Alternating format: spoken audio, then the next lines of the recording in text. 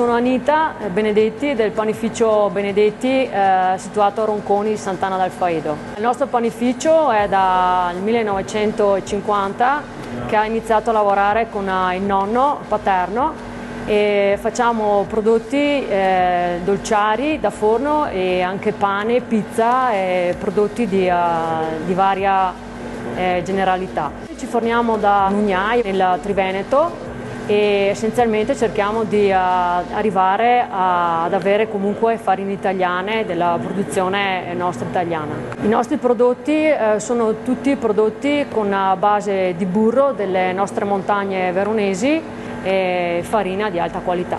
E di particolarità comunque hanno nei dolci che non ci sono assolutamente conservanti.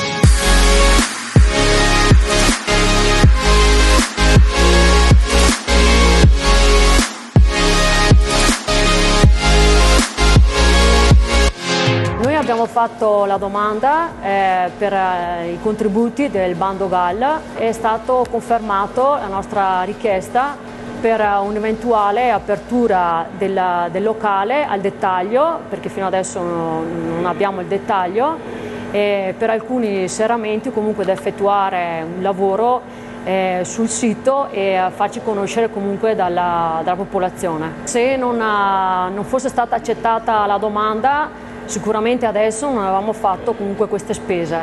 È stato fondamentale per noi per arrivare comunque al nostro obiettivo finale. Se in futuro comunque se ci sono altri bandi interessanti per noi, sicuramente faremo ancora richiesta.